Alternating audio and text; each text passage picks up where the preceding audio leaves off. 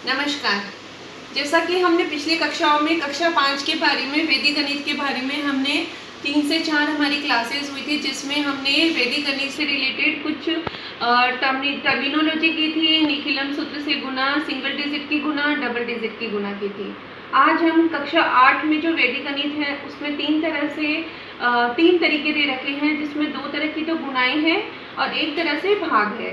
तो जो गुणाएं हैं, जो गुना करने का जो तरीका है, उसमें 2 तरीके दे रखे हैं। एक तो दे रखा है ऊर्ध्व तिर्यक भ्याम, ये उसका नाम है, ऊर्ध्व तिर्यक भ्याम। ऊर्ध्व यानी कि खड़ा, तिर्यक यानी कि तिरछा और उसको करना। और दूसरा तरीका होता है निखिलम सूत्र से।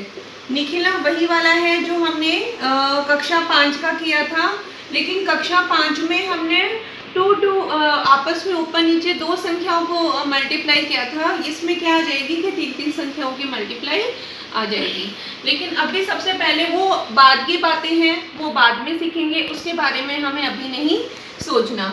अभी हमारा काम क्या है कि ये जो नया टर्मिनोलॉजी आई है ऊर्ध्व तिर्यक भ्याम, ये क्या चीज़ है, इसमें क्या होता है, इससे गुणा कैसे होती है, इसको समझना। मैं एक बात आप सब बच्चों को बता देना चाहती हूँ, जितना टेढ़ा जितना लंबा ये नाम है, आप बिल्कुल इस पे मत जाना। ये उससे कहीं गुना ज़्यादा ये इजी है, ये गुना बहुत इजी है। और वैदिक गणित कक्षा 8 में इसमें निखिलम सूत्र में ऊर्ध्व तिर्यक भ्याम में से एक क्वेश्चन और एक ध्वजांक विधि से भाग करना, इसका एक क्वेश्चन पक्का 100% ये छपा हुआ होता है क्वेश्चन एग्जाम के अंदर, बोर्ड एग्जाम में कक्षा 8 में।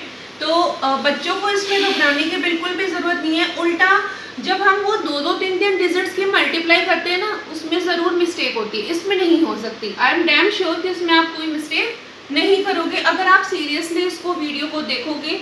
एक बार नहीं, कम से कम 2, 3, 4, 5 बार वीडियो को देखोगे, फिर घर पे प्रैक्टिस करोगे। कोई भी गुना हो उसको इसी विधि से, ऊर्ध्व तिर्यक भ्याम विधि से करने की कोशिश करोगे।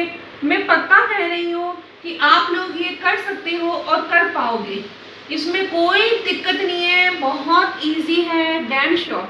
ठीक है, अब हम लोग जो गुणा लेते हैं ऊर्ध्व तिर्यक भ्याम में, इसको भी मैं आपको एग्जाम्पल की सहायता से ये समझा पाऊंगी, क्योंकि मेरे पास इसके अलावा इसका कोई तरीका नहीं है। अभी जो हम लोग इसको एग्जाम्पल की सहायता से करेंगे, वो एग्जाम्पल हमारे पास है कि सपोज हमें 112 की गुना करनी है, किसे, 105 से। अब आप सोचोगे कि इतनी लंबी गुना, अगर हम इतनी लंबी गुना जो हम लोग जिस सिरे से करते हुए आ रहे हैं, है ना, जैसे हम लोग पुराने मेथड से करते हुए आ रहे हैं, जैसे हम लोग ऊपर 112 लिखते हैं, नीचे 105, पहले 5 से इन तीनों की गुणा, फिर 0 से, फिर ऐसे करके और फिर उन सबको ऐड करना, तो दैट इज ये बहुत लंबा प्रोसीजर हो जाता है, बहुत ही हार्ड हो जाता है। तो कहीं ना कहीं इसको इजी करने के लिए ही ये हमारे उसमें आया है, तो आपको घबराने की कोई ज़रूरत नहीं है। सबसे पहले क्या करेंगे कि देखो, मैं आपको 2 सवाल, उसमें मैंने 5th क्लास में भी हर बात में मैंने 2-2 एग्जाम्पल दिए, इसमें भी मैं आपको 2-2 एग्जाम्पल दूंगी। और मैं ये चाहती हूँ कि मैं 2-2 एग्जाम्पल तो मैं दे रही हूँ, फिर आप चला के मेरे को कमेंट बॉक्स में ये लिख के देंगे कि मैम हमने इसके कम से कम 5 to 10 एग्जाम्पल्स हमने घर बैठ के किए हैं, हमें इतना इंटरेस्टिंग लगा है। ये सबसे पहले मैं क्या करूँगी, इसको सिर्फ और सिर्फ आप लिखने का तरीका देख लेना एक बार कि हम इसको कैसे लिखते हैं, और उसके बाद में आपको वो नेक्स्ट स्टेप भी आ जाएगा। तो मैंने ये 112 को ऐसे लिख दिया, ठीक है। 105 को ध्यान से देखना, यहाँ पे मैंने 112 को लिखा और 105 को लिखा, ठीक है। अब 112 कितने डिजिट्स के है, ये 1 2 3 1 2 3, ठीक है। अब हम लोग क्या करेंगे कि जो लास्ट के 2 डिजिट्स है उसको हमने लिख लिया, फिर ये जो लास्ट की 1 डिजिट है उसको लिख लिया, यानी कि हमने 112 को पूरा तरीके से तोड़ लिया। यहाँ पे फर्स्ट 2 डिजिट्स को लिख लिया, 11 है तो 11, यहाँ पे फर्स्ट डिजिट को लिख लिया, ठीक है। यहाँ पर भी हमने फर्स्ट 2 डिजिट 10 है, 10 को लिख लिया, यहाँ पे इसकी स्टार्टिंग की, यहाँ के एंड के 2 digits, middle one and third one, और यहाँ पर लास्ट की 2 डिजिट, बस ये हमारा हो गया। अगर आप ये चीज करना सीख गए फिर तो बहुत इजी है, फिर आपको ऊर्ध्व तिर्यक भ्याम आ गया, और अब आपकी मैम को, आपको या जो भी टीचर है आपको, उनको 100 मार्क्स आपको देने ही पड़ेंगे। अब इसमें क्या करेंगे, ये कितने हो गए स्टेप, 1 2 3 4 5, तो सबसे पहले ये हमने लिख दिए सबके ऊपर ये, ठीक है। यहाँ तक की चीज समझ में आ रही, ठीक है। अब हम क्या करेंगे कि सबसे पहले इन दोनों की आपस में मल्टीप्लाई, यहाँ पे क्रॉस मल्टीप्लाई होगी, जैसे 1 की 5 से और 2 की 0 से। यहाँ की भी क्रॉस मल्टीप्लाई है, 1 की 5 से, 2 की 1 से और 1 की 0 से। यहाँ पे 1 की 0 से, यहाँ पे 1 की 1 से और यहाँ पर 1 की 1 से, ठीक है। कोई दिक्कत नहीं है। यहाँ पे 2 के 5 से की कितना आया 10, और कोई है ही नहीं। यहाँ पर पहले 5 की 1 से की तो 1, प्लस का चिन्ह लगाएंगे क्योंकि यहाँ पे 2 गुनाएं हैं। 2 की 0 से करेंगे तो 0। अब 5 की 1 से करनी है तो 5 एकम 5, 0 की 1 से करी तो 0, 1 की 2 से करी तो 2, ठीक है। 1 की 0 से करी 0, प्लस 1 की 1 से करी 1 और 1 की 1 से करी 1। अब हम लोग इन्हें यहाँ पे वापस ले लिया, ये 10, 5 प्लस 0 5, 5 और 2 7, 1 प्लस 0 1 और 1। ये हमने 0 एज इट इज हमने उतार दिया। हमने देखा है कि 0 तो एज इट इज आ गया। अब ये जो 1 है ये आगे जाके ऐड हो जाएगा। 6, 5 और 1 6, 7 का 7, 1 का 1, 1 का 1। ये आपके आंसर आ गया, है ना। बहुत इजी सा, बहुत ही इजी है, कोई दिक्कत नहीं है। कोई आपको लंबी लंबी गुनाएं नहीं करनी, सिर्फ इसको आपको ऐसा फ्रेम करना है कि लास्ट के 2 डिजिट फिर एंड की डिजिट, लास्ट के 2 डिजिट फिर एंड की स्टार्टिंग के 2 डिजिट, फर्स्ट वन स्टार्टिंग के 2, फर्स्ट वन, इनको आपस में क्रॉस मल्टीप्लाई किया। जो सिंगल डिजिट है उसको एज इट इज लिख दिया, जो डबल है वो आगे वाले में कैरी होके ऐड हो गया, तो हमारा आंसर आ गया। चलिए हम लोग एक एग्जाम्पल और ले लेते हैं, ठीक है।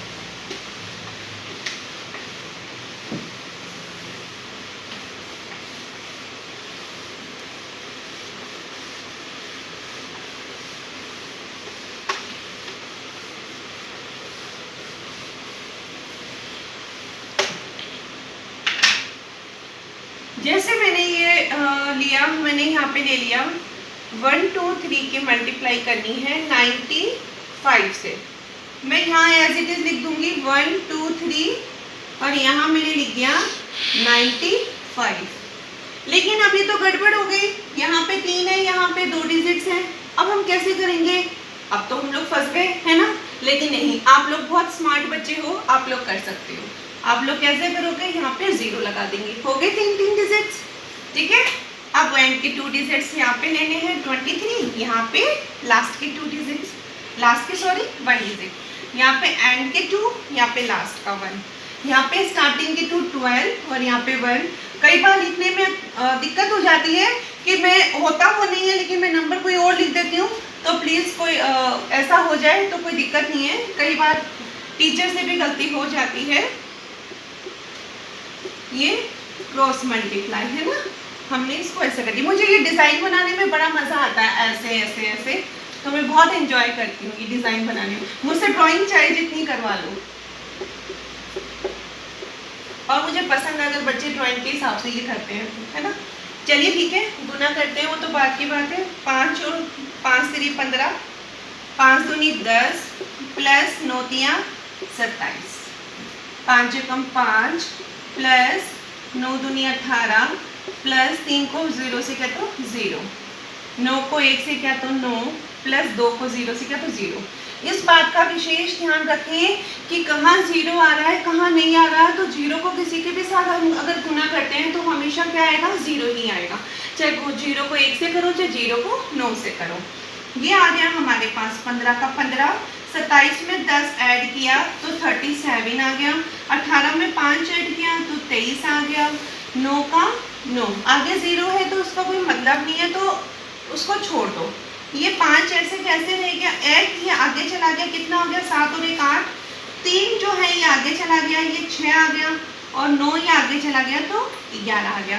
तो ये आंसर आ गया हमारे पास 11,685। ये आपके उधर तिर्यक विराम का हो गया। मैंने एक एग्जाम्पल अभी आपको दिया 112 गुना 105 का, जिसमें दोनों में 3 डिजिट थी।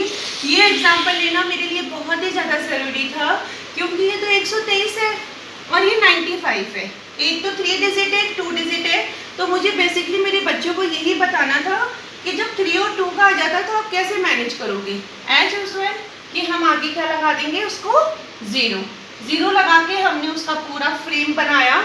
उस फ्रेम को हमने उसको पूरा इलेबरेट एक्सपेंडेड फॉर्म में लिख दिया कि जो एक्सपेंडेड फॉर्म जो उधर तिर्यक विराम की है, बेसिकली उस एक्सपेंडेड फॉर्म में लिखने के बाद हमने ये पूरा इसको सॉल्व किया, मल्टीप्लाई करके ऐड किया, तो हमारे पास लास्ट में आंसर आता है 11,685।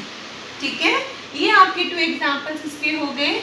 और इसमें 2 डिजिट्स की भी आती है, तो उसमें 1 2 3 4 5 के जगह क्या बन जाएंगे, 1 2 3 बनेंगे, वो वही बनेगा। आप चाहो तो मैं इसी के अंदर एक एग्जाम्पल उसका भी दे देती हूँ, जिससे कि आपको थोड़ा क्लियर हो जाएगा कि जब 2 डिजिट्स की भी आती है तो आप उसको कैसे करना है आपको। लेकिन आपको जब भी ये देखना हो तो आप प्लीज़ ये मल्टीप्लाई अपनी नोटबुक में ज़रूर नोट कर लीजिएगा। हालांकि ये थोड़ा मैं रख नहीं पा रही हूँ, लेकिन आप पॉज करोगे तो वीडियो पॉज हो जाएगा, फिर आप इसको लिख पाओगे। अब अगर मैं 2 डिजिट्स की मल्टीप्लाई करती हूँ, क्या लूँ नंबर, ये मैंने ले लिया 27 इंटू 35। अच्छा नंबर लगा मेरे को ये, तो मैंने ले लिया, मेरे माइंड में यही आया। ठीक है, आपको जो अच्छा लगे आप वो ले सकते हैं। अब इसमें 2 डिजिट है, तो इसमें लास्ट वन 7 एंड 5, इसमें फर्स्ट वन 2 एंड 3, और तो कोई नंबर बन ही नहीं रहे हमारे पास, तो ये हमारा एक्सपेंडेड फॉर्म आ गया 1 2 एंड 3 में। ठीक है, ये 7 को 5 से गुणा किया तो 35, ये क्रॉस मल्टीप्लाई होगा, ये ऐसे होगा, ये ऐसे होगा, 5 दूनी 10 प्लस 7 या 21। ठीक है, और 3 दूनी 6, ये आ गया 35 और 21 10 31 और ये 6, तो ये 5 का 5, 3 और 1 4, 6 और 3 9, तो ये आंसर आ गया हमारे पास 945। है ना ये उस वाली गुना से इजी। उस गुना में तो पहले 5 को 27 से करो, फिर 3 को 27 से करो, फिर उसको जोड़ो, तो ये कितना इजी है कि हमने इसको अलग अलग इसको एक्सपेंडेड फॉर्म में करके अलग अलग छोटे छोटे डिजिट्स को भी, जैसे जो ये फर्स्ट क्लास सेकंड क्लास के बच्चे जो टेबल्स बोलते हैं, वैसे छोटे छोटे टेबल्स हमने भी बोली, हम भी इतने छोटे बच्चे बन गए और हमने वो बोली, और वो उसको फिर जैसे वो टेबल्स आ गई, प्रोडक्ट हमारे पास आया, उस प्रोडक्ट को हमने ऐड कर लिया और ये आंसर आ गया। ठीक है, तो आपको ये वीडियो कैसा लगा, उसको आपने सॉल्व किया घर पे या उसको ट्राई किया, आपको समझ में आया नहीं आया, जैसा भी है आप प्लीज़ मुझे कमेंट बॉक्स में लिख के ज़रूर बताइएगा। ठीक है, धन्यवाद।